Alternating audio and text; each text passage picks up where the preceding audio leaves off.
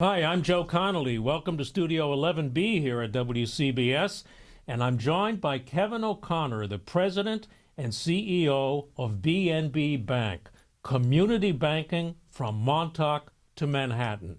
And Kevin and I both love local business and local business stories. Kevin, how do you keep BNB Bank as a big bank but still local in its feel? It's one customer at a time. I spend a lot of time out with customers, trying to prove that our relationship model is what it is, which is to get to know your customers intimately. You want to be the phone call from them when they're thinking about what they're doing with their business. Automatic. So, I'd like to think between our branch managers, our lenders, and myself that we're having contact as much as once a week. We're basically. Tell us about a business call or a sales call that you recently went on that you found interesting and that led to a new loan for a company, maybe. So we were visiting with a company that sells sneakers online. And so not knowing a lot about that, and had found out that they basically hire celebrities to kind of come in, shop in their store, and create sort of social media content out of that. And is driving people from, now this is interesting, everybody's talking about digital and delivery. They are driving people with social media into their store to purchase things. And so we're financing some additional build out of retail space. What are most of the loans that BNB Bank makes used for? I'll just say to grow their business and create jobs, but it can be either to financing inventory, putting up a new building, financing receivables. What's the great part of what we do is meet with entrepreneurs that continue to reinvent themselves and think of different ways as the economy's changed that they have to deliver value to their customers. That's exactly what I liked immediately when I started to cover business news. I used to cover sports and politics, is that business owners instinctively see an opening or an opportunity. I love seeing that. And there's an optimism, a can-do behind them.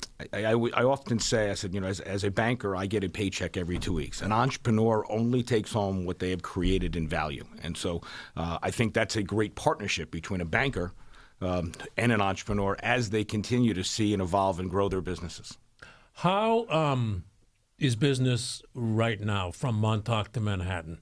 It feels very good. I think the optimism that has been for the last 2 years continues.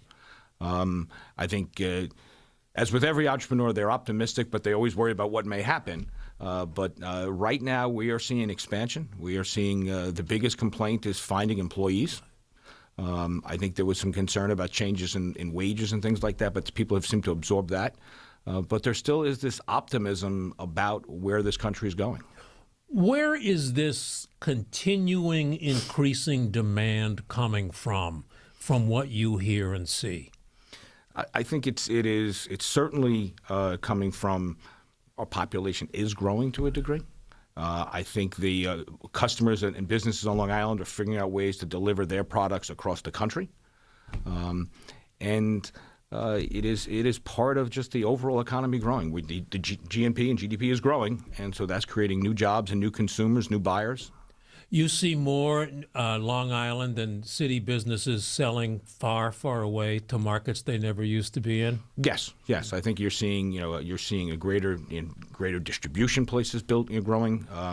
One of the things that happened on Long Island is with a lot of the gentrification and the growth of Long Island City and down in Brooklyn, a lot of those companies have moved out to Long Island. They've found cheaper, larger spaces to do their business, and they've brought their employees out here.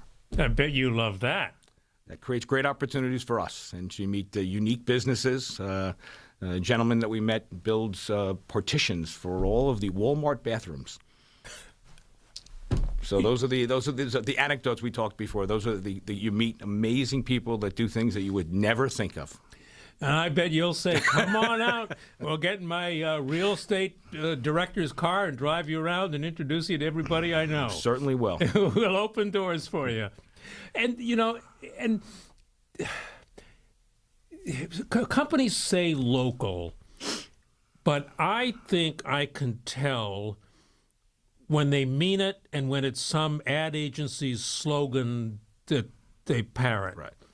And I think you're local business person. That's how you strike me. If you think about it, we have 40 odd branches. Each one of our managers is pretty much lives in that community. Right. They volunteer on the school board. They are the treasurers of many organizations, and our lenders the same way. We have some branches where lenders sit in them, many of my people have been in the industry for 30 plus years, and so they sort of know what's going on. We have a gentleman who works for us that you can name an address. He knows the building that's there. He knew the building that was once there, we love to have events where we bring our customers in, and so many of them know each other. That's when you know you're set in the community. Yes. You are now a resource. I look at what we do as a bank and as our industry is we really provide capital for the entrepreneurs to create jobs, and that is a big part of what we as an industry. I'm part of the state association that we have tried to promote with all of our government officials. Is sort of banking is the backbone of creating jobs and providing the capital. That's one way. What you just described is one way we judge the success of the small business breakfast at WCBS that you're now partnering with us on, thank you, is by how much buzz there is after the program ends. Right. And how many people stay and talk. And usually it goes for about a half hour after we end it. And we love it when that happens. We feel the same way. I mean, that's, we do many of our sort of marketing events are basically getting people in a room. That's all. The interaction that occurs and the relationships that get built are the best part of it. And yes, you love to see when out of that people are staying together. Couple of other questions. Did you come up through the banks? Were you a branch manager at one point? I actually grew up on the finance side of the business. I spent 20 years of my career at North Fork Bank. Worked for a great man, John Canis, and saw the opportunity to come here and really build on what was we were a 100-year-old bank when I got here, but we were principally on the East End.